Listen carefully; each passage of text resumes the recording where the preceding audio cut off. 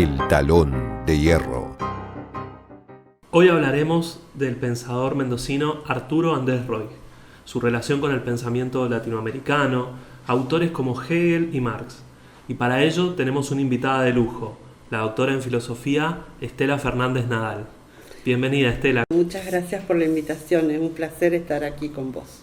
Bueno, Estela, ¿cómo llegaron a tu vida la filosofía, el pensamiento crítico? ¿Cómo elegiste esta profesión?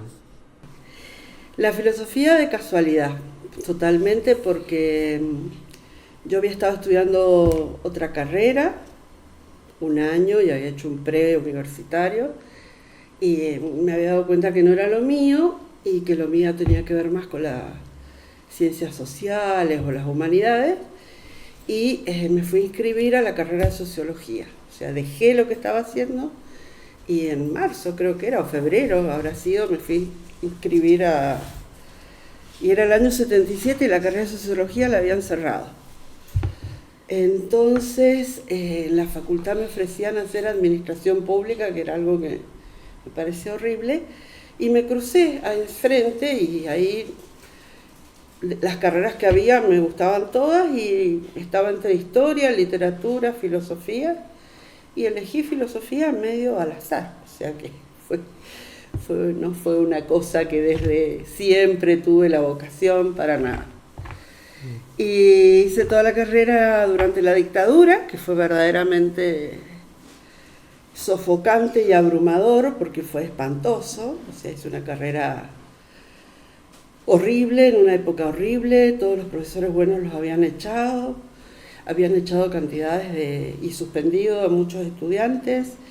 Teníamos clara conciencia de que estaban los cursos llenos de policías, además de que la policía entraba al bar con armas y nos pedían los documentos. Así que traté de recibirme lo más pronto que pude te dije 76, pero era 77. 76 había sido el golpe el año anterior. Y después entonces habían cerrado sociología.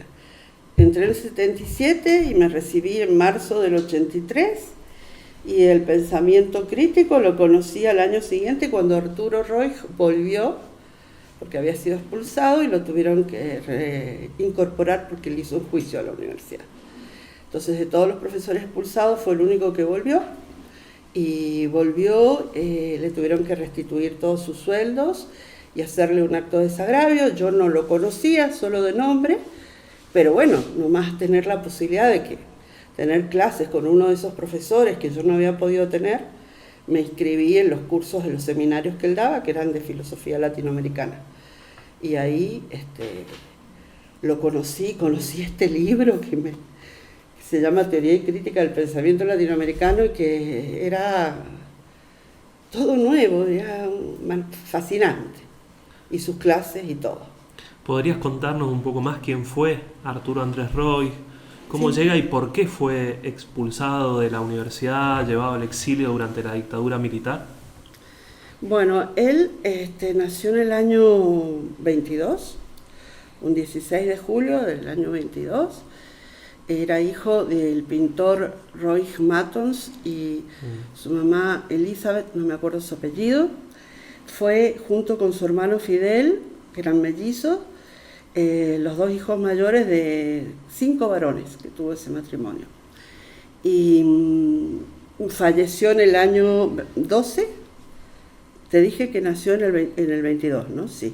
Y falleció el 30 de abril de 2012, es decir, unos meses antes de cumplir 90 años, y estuvo lúcido todo el tiempo, perfecta lucidez.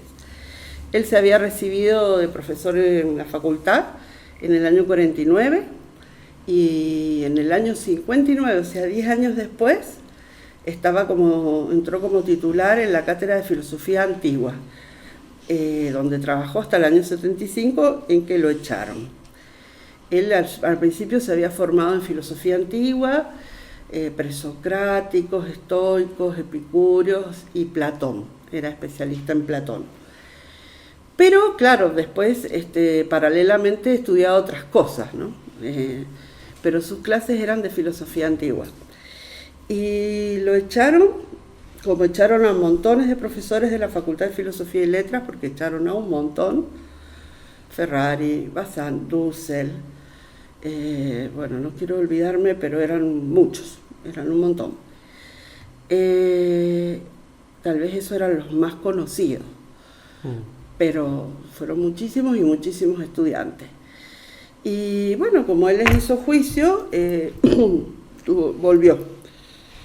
En el exilio estuvo primero en México, pero después se estableció en Ecuador, porque en Ecuador trabajó en una universidad privada, la Pontificia Universidad Católica del Ecuador, pero donde encontró todas las condiciones para trabajar con muchísima libertad, y hizo una tarea impresionante porque los ecuatorianos no habían hecho su historia de las ideas, y él empezó con eso y dejó formado un montón de gente. Y bueno, ¿por qué lo echaron? Echaron a todos, y yo creo que echaron porque lo que pasaba en la Argentina y lo que empezaba. Cuando él lo echan, él no solamente era profesor de la facultad, era secretario académico de la universidad. Y estaban haciendo un cambio de planes de estudio. O sea que eso también influyó. Pero básicamente porque todos eran pensadores muy críticos, y entrábamos en una época oscura donde eso no era tolerable. Incluso su misma concepción de ideas, ¿no?, que él después se dedicó a la historia de las ideas latinoamericanas, yo creo que no era tolerable para los militares, porque él entendía las ideas como signos, ¿no?, signos socialmente construidos que mediaban el conocimiento de la realidad, y esa mediación siempre se hacía, es una construcción social, una sociedad que él la concebía como conflictiva, y por lo tanto las ideas siempre eran interpretaciones de esa realidad desde un punto de vista que era también, o sea, había conflicto en las ideas. Claro, ahí hay una diferencia más notable entre lo que es la historia de las ideas tradicional y lo que vos por ahí has desarrollado en tus escritos sobre Arturo Roig, de que él encuentra algo así como una referencia en América Latina para pensar un nosotros, ¿no? Para pensar desde ese lugar situado de América Latina, pensar desde allí la condición humana en general, y de alguna forma él recrea, has dicho, una visión particular de la dialéctica que hay entre lo universal, lo particular de una ciudad como Mendoza, de un continente como América. ¿Cómo pensás que llega él a desarrollar esas ideas? Sí, son descubrimientos que yo fui haciendo de a poco, ¿no? Porque yo primero lo conocí a Arturo, que fue mi director de doctorado. Entonces yo lo estudié tanto en su pensamiento filosófico propio como en su trabajo de historia de las ideas sobre el pensamiento latinoamericano, entendiendo los grandes pensadores, Sarmiento, Bolívar, los independentistas, los románticos, y yo sabía que sus primeros trabajos, durante la década del 50 y sobre todo el 60, él había trabajado sobre Mendoza, pero por un prejuicio mío, a mí no me interesaba estudiar Mendoza, y ya bastante después de haberme doctorado, por la iniciativa de un estudiante que sí estaba interesado, me dijo que quería trabajar los libros de Arturo sobre Mendoza. Y bueno, entonces yo le enseñé a trabajar y terminamos trabajando juntos, y ahí me encontré con una sorpresa impresionante, porque en esos trabajos que se han publicado como Mendoza en sus letras y sus ideas, hay varias ediciones, ¿no? Porque primero una edición más chica, luego se fue ampliando. Él se han recopilado todos los trabajos sobre Mendoza, donde él trabajó sobre todo lo que era la cultura mendocina, en los periódicos, en lo que refería a bibliotecas, en la pedagogía, en los distintos aspectos de la vida cultural de Mendoza. Y claramente en esos trabajos, que no tienen la rigurosidad de lo que después va a ser Arturo como historiador de las ideas latinoamericanas, que desarrolla un método impresionante, pero ya hay una preocupación metodológica, hay un trabajo muy riguroso y aparecen muchas puntas de cosas que después él va a desarrollar en la metodología, ¿no? Y sobre todo aparece, que eso a mí es lo que vos me pareció sorprendente, que es eso que yo llamo una dialéctica entre lo particular y lo local y lo nacional, regional, latinoamericano, que tiene que ver con la pregunta de por qué se interesaba por las cosas de Mendoza.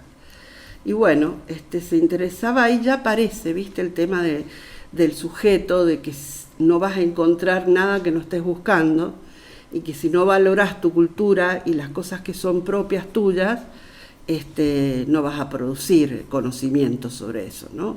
Que es un poco lo que luego aparece como a priori antropológico, la centralidad que tiene el sujeto, ¿no? Ahí ya está la preocupación, porque había que ser muy riguroso en la erudición y en la recolección de los datos, pero después en la interpretación.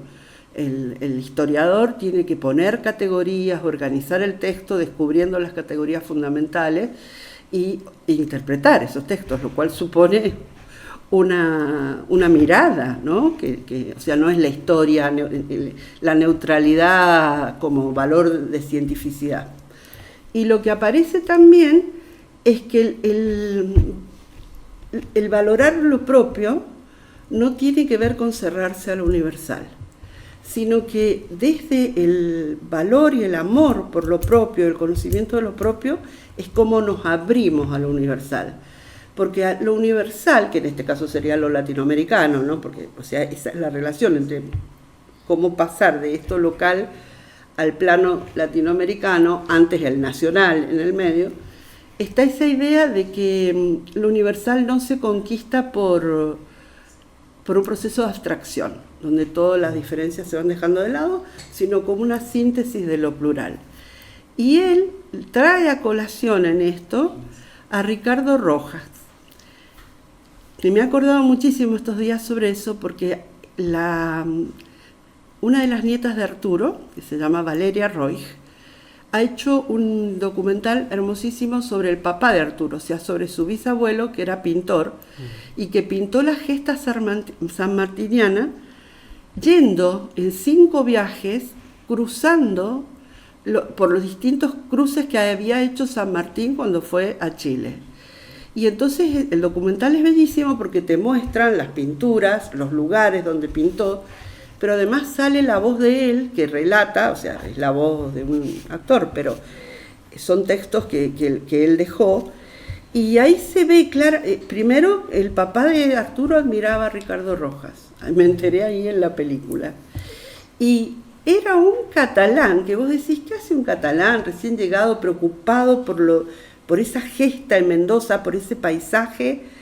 Y es lo mismo, porque es lo local como lugar donde se gesta la liberación latinoamericana, la independencia de América Latina, ¿no? Y bueno, evidentemente su papá ya era un hombre muy interesante, la concepción que tenía de la pintura y de la historia y la confluencia de las dos cosas, y eso se lo transmitió a los hijos, evidentemente, y en Arturo está lo mismo, es lo mismo, estos libros, este libro sobre Mendoza es cómo de lo local debe ser valorado, recuperado, interpretado, pero eso no te hace cerrarte en tu mundo pequeño, sino que es tu contribución y tu apertura hacia lo más general. Bueno, recién marcaste como una diferencia entre los periodos, ¿no? De esto que estás hablando con lo que después va a elaborar como una historia de las ideas latinoamericanas. Y quizás, te pregunto, ¿no? En el medio está la lectura particular que él hace de un autor como Hegel, ¿no?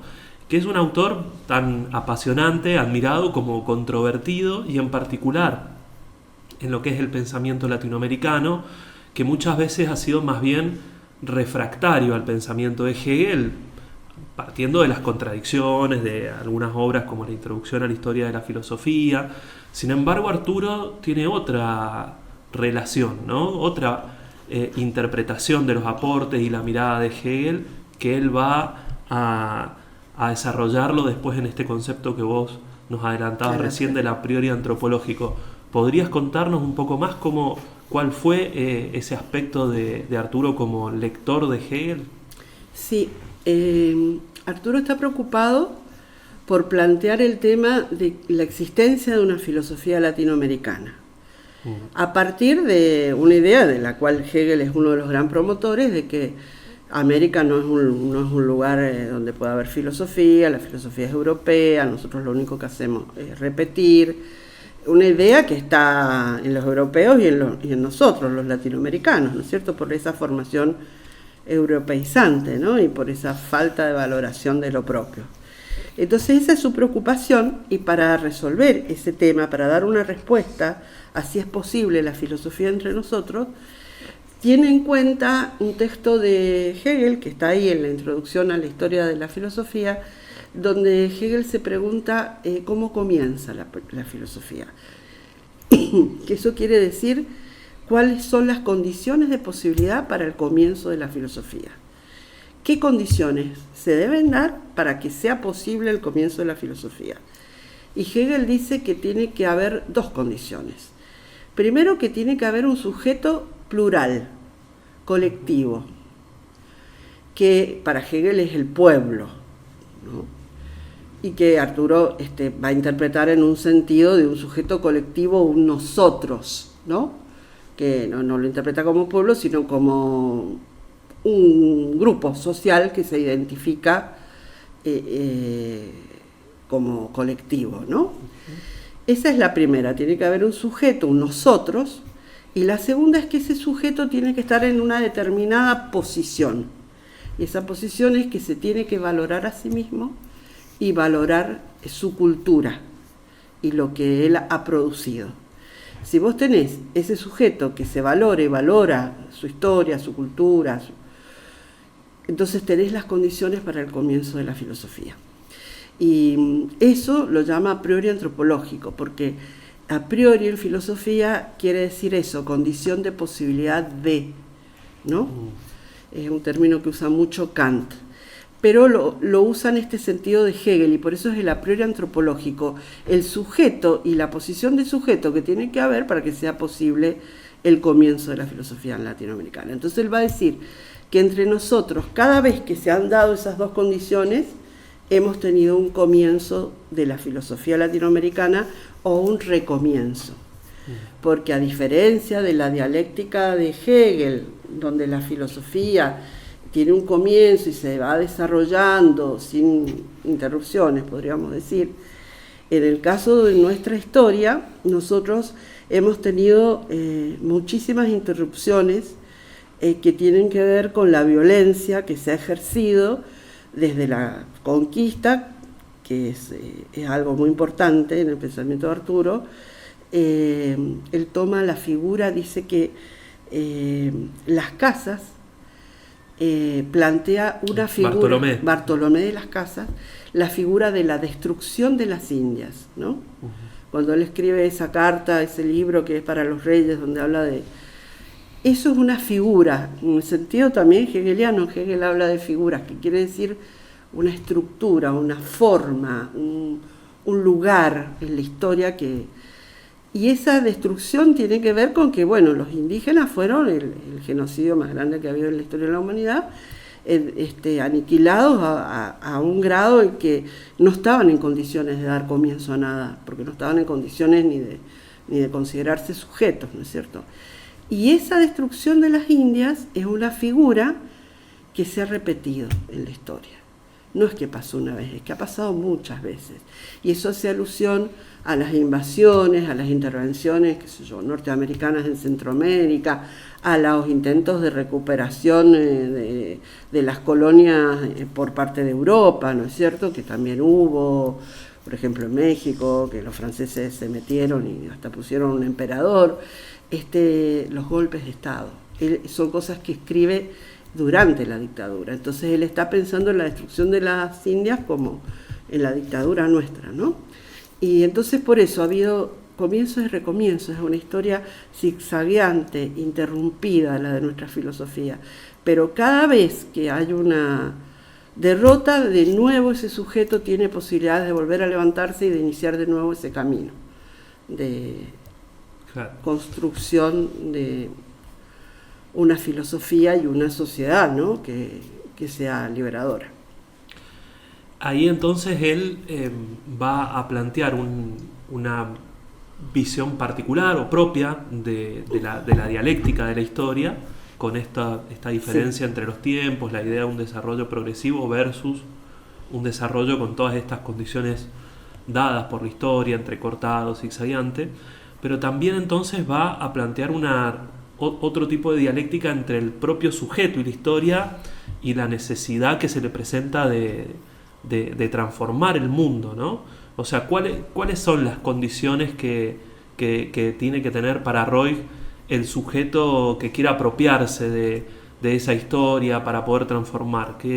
¿Cómo cree él que se puede recuperar la historia siendo tantas veces destruido, invadido? Valorando de nuevo, o sea, mirando de nuevo el pasado con esos ojos de valoración, dándose cuenta del valor, poniendo en valor ese pasado, recuperando el pensamiento de los que nos precedieron y poniéndole un valor a eso, de manera de convertirlo en una tradición sobre la que nos apoyamos porque no hay comienzos desde cero. O sea, claro. La idea de un comienzo desde cero es muy difícil. O sea, vos para empezar un proceso tenés que tener una tradición en la cual te apoyás. Y esa tradición la construís desde el presente, recuperando todo ese pasado que ha sido tapado, olvidado, negado. Y bueno, así. Por eso es tan importante hacer historia de las ideas. Claro.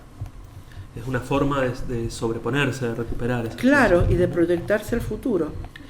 Volviendo un poco a Hegel y su lectura de Hegel, también va a desarrollar él una interpretación propia de la famosa dialéctica del amo y el esclavo, ¿no? Sí. Ubicándolo, a lo mejor cambiando roles, sí. Algo que después también creo que repite en un ejercicio de retomar otras figuras mitológicas como es la de Antígona, el Calibán, la relación entre varón y mujer. ¿Qué podrías contarnos de eso? Bueno, la figura en la fenomenología del espíritu, que es uno de los libros más importantes de Hegel, aparecen esas figuras, ¿no? Que yo creo que tomándolo de ahí, Arturo habla de la figura de la destrucción de las Indias, ¿no? Que son como estructuras, lugares, formas que se pueden repetir, que aparecen en distintos momentos, pero que... Y una es la del amo y el esclavo, que tiene que ver, es como Hegel explica la conquista de la libertad a nivel subjetivo, individual. Entonces él dice que el hombre se da cuenta de que es libre cuando es reconocido por otro como libre. Y entonces él lo concibe como que hay dos hombres que se ven, digamos, se encuentran y se ponen a pelear para tratar de matar al otro. La idea es una pelea a muerte, donde el que gana, el que vence, mata al otro y el otro pierde la vida. Pero al final no lo mata, sino que le perdona la vida a cambio de convertirla en su esclavo. Y ese esclavo tiene que trabajar y producir todo lo que el amo necesita para vivir y el amo no hace nada. Entonces, en ese trabajo del esclavo y en esa dominación que ejerce sobre el esclavo lo reconoce como amo, lo reconoce como libre. Y entonces el amo ahí se da cuenta de que es un ser libre. Pero como Hegel, las cosas nunca en él son simples, esto sigue, ¿no? Y entonces Hegel muestra que en realidad el esclavo es quien trabaja y quien transforma la naturaleza, que es una actividad humana por excelencia, el trabajo. Entonces, en ese trabajar, en ese transformar la naturaleza, se está ejerciendo una verdadera forma de la libertad. Entonces, en definitiva, la libertad a la que llega el esclavo es superior a la del otro que no hace nada y que no desarrolla sus condiciones humanas, porque está ahí nada más que... Pero claro, esa libertad que tiene el esclavo no termina en que el esclavo se libera en Hegel. Hegel le reconoce la condición de libre y de ser humano, por eso de que es capaz de transformar el mundo, pero sigue siendo esclavo. Entonces Arturo dice que eso es lo que en griego se llama eleuthería, que quiere decir libertad, pero libertad como actitud interior. Y que para nosotros, nuestro símbolo no es el esclavo de Hegel, sino Calibán. Calibán es un personaje de La Tempestad, que es una obra de Shakespeare, que ha sido tomado por Fernández Retamar, pero además lo que hizo Fernández Retamar es compilar todas las formas en que aparece Calibán identificado con América, ¿no? Porque son unos españoles que se les rompe el barco, qué sé yo, naufragan y llegan a una isla donde hay un indígena que es oscuro, de piel oscura, y que no se le entiende lo que habla, y entonces lo ponen a trabajar, lo convierten en esclavo, pero llega un momento en que este Calibán, a diferencia del esclavo de Hegel, se rebela, y lo han obligado a aprender el español, y él aprendió el español y usa ese idioma para insultarlos y para rebelarse. O sea, el legado que tiene que ver con la lengua, la religión, todo lo que nos dejaron los españoles, puede ser usado como herramienta de liberación. Y a esa forma de liberación, que no es la libertad, sino que sería la liberación, Arturo dice que es apólisis, que es desatamiento, ¿no? Es romper las cadenas, y que es distinta a la eleutería, digamos, es un paso más. Y la figura del varón y la mujer, Hegel la utiliza para mostrar la superioridad de lo que él llama eticidad, que tiene que ver con un nivel ético donde el sujeto ha logrado identificarse con la ley del Estado, ¿no? El Estado es lo que le da dignidad al sujeto, ¿no? Y a la sociedad, porque la sociedad a nivel social sería lo que nosotros llamamos mercado, la sociedad civil, y Hegel dice que ahí imperan, porque no es ningún tonto y se da cuenta, es uno de los primeros que se da cuenta de la competencia y de la capacidad destructiva que tiene esa lucha entre los individuos. Entonces, es necesario poner un nivel del Estado, la ley del Estado, por encima de la sociedad civil para que los intereses particulares se subordinen a la ley del Estado. Entonces, muestra que está el varón, que representa al tío de Antígona, que es el rey de... no me acuerdo de dónde eran ellos, Edipo Rey, bueno, no recuerdo. Se me olvidó. Pero está Creonte, que es su tío, y dos hermanos de Antígona se han batido y han terminado muertos los dos, uno apoyando a Creonte y otro en contra de Creonte. No me acuerdo los nombres de los hermanos. Polinices es uno, pero no me acuerdo. Y entonces el que ha defendido a Creonte ha sido enterrado con todos los honores, y el que se oponía no lo quieren enterrar. Y entonces Antígona clama porque la dejen enterrar a su hermano. Y ella representa entonces la ley de la tradición, la ley de la tierra, lo que sería la moralidad, que es una forma de libertad y de moral particular, que no se identifica con la eticidad, que es una forma superior. Bueno, Arturo hace lo mismo, ¿no es cierto? Entre la moralidad representada por Antígona y la eticidad representada por el Creonte y por el Estado, él y el varón y la mujer, ¿no? O sea, el varón y la mujer, él pone en valor a Antígona, pero dice que nuestra Antígona dan un paso más también, como Calibán, que es porque son las madres de Plaza de Mayo, que no se suicidan como Antígona, sino que ellas salen a luchar hasta que consiguen que su moralidad se convierta en eticidad. Es decir, hasta que de nuevo se consiga que se juzguen a los militares. Qué actualidad, ¿no? Sí, impresionante. cómo trae todas esas cosas al presente, ¿no? Sí, muy bonito es ese texto. Hermoso.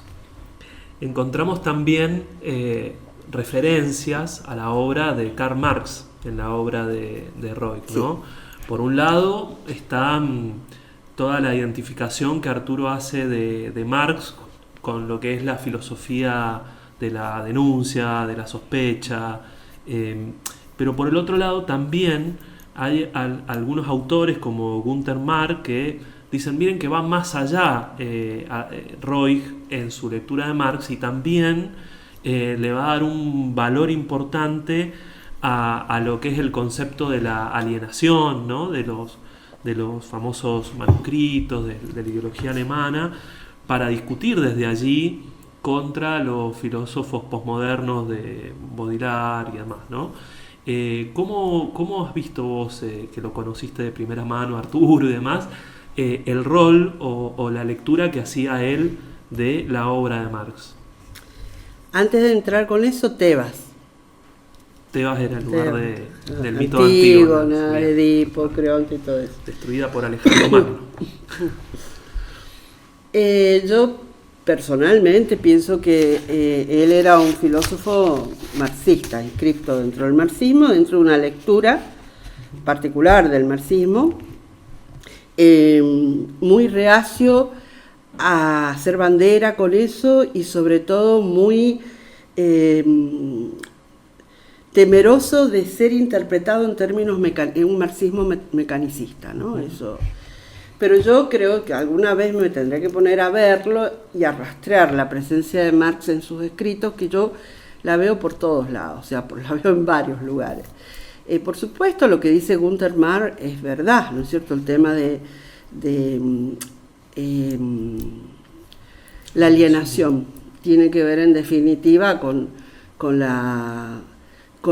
el hacerse, al independizarse los productos del hombre y volverse contra él, o sea, el capital muerto que se enfrenta, o el trabajo muerto, convertido en capital, que enfrenta al trabajo vivo, es decir, eso tiene que ver con la humillación del hombre, la pérdida de dignidad humana, que es para Arturo una categoría súper importante.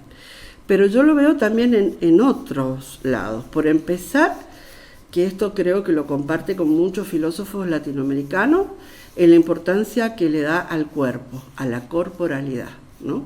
Frente a lo que es la tradición eurocéntrica, occidental, de que lo espiritual es superior a lo corporal, que lo corporal no vale nada, ¿no?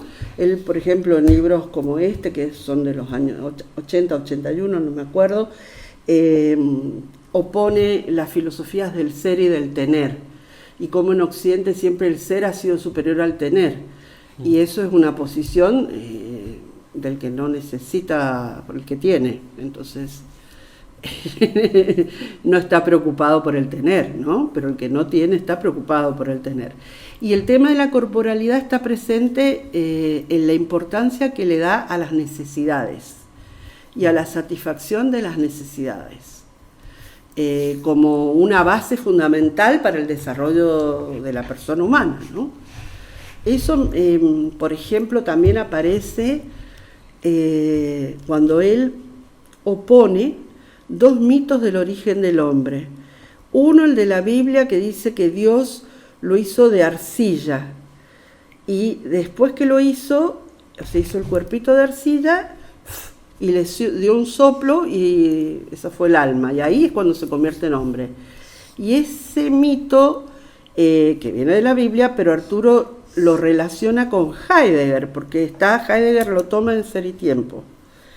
Y esa idea la opone a la manera en que en el Popol Vuh se plantea la creación del hombre, donde los dioses prueban con varios materiales, y no funciona, incluso con arcilla se desarma, ¿viste?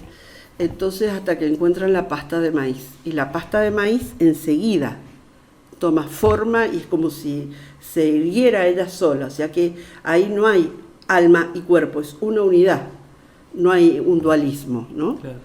Y entonces ahí aparece la importancia de la corporalidad como inseparable de lo espiritual. Y también veo en el método de Arturo, en el método que utiliza para la interpretación de los textos filosóficos y políticos latinoamericanos.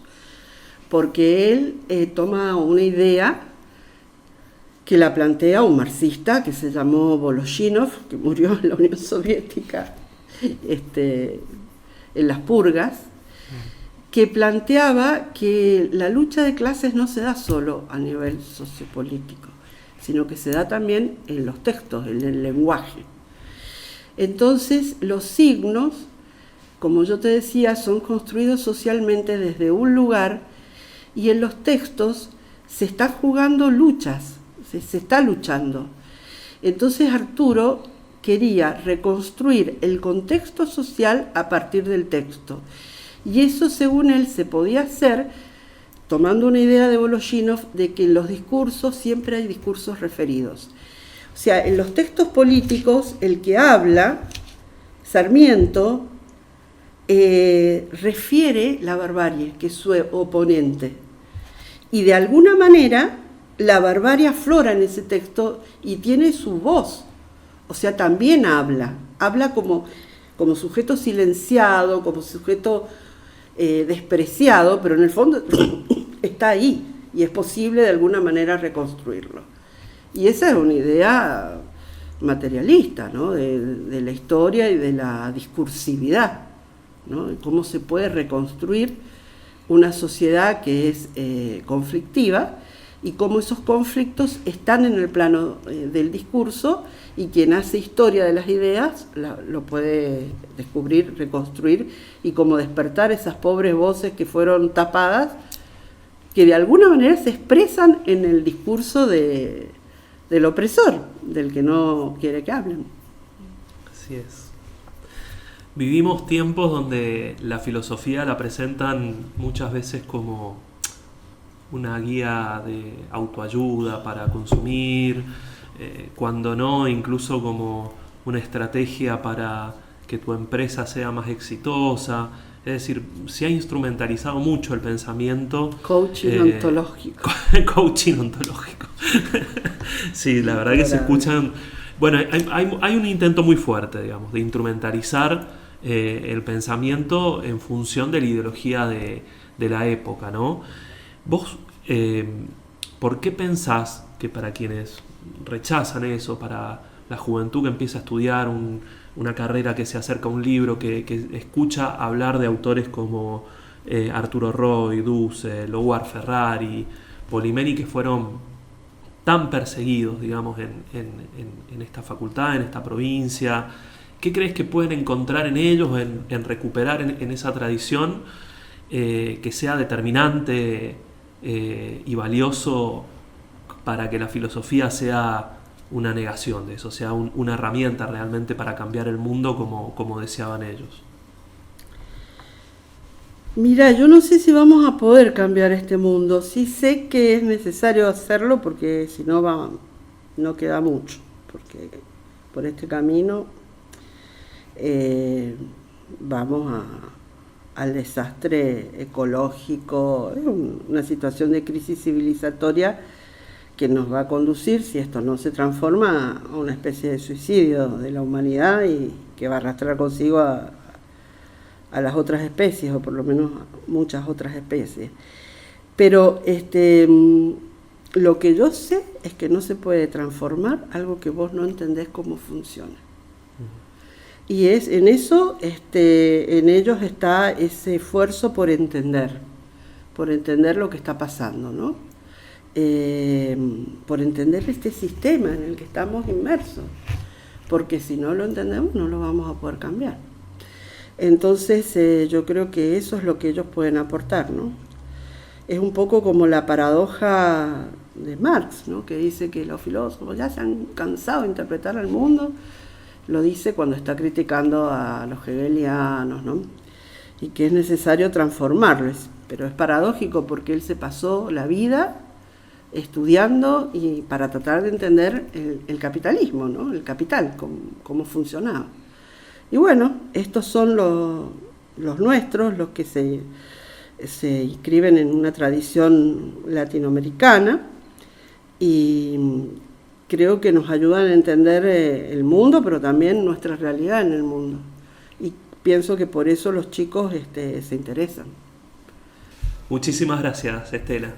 Vamos a hacerte un regalo que de parte de las ediciones del Instituto del Pensamiento Socialista, que es este libro llamado Problemas de la Vida Cotidiana y otros artículos sobre la cultura de León Trotsky, que queremos dejarte como un presente por el enorme regalo que nos has hecho vos participando del Talón de Hierro. Muchísimas gracias, me encanta, lo voy a leer con muchísimo gusto. Y gracias a ustedes por invitarme. ¿Se ve ahí el libro? ¿O ahí? Nos vemos en un próximo episodio del Talón de Hierro.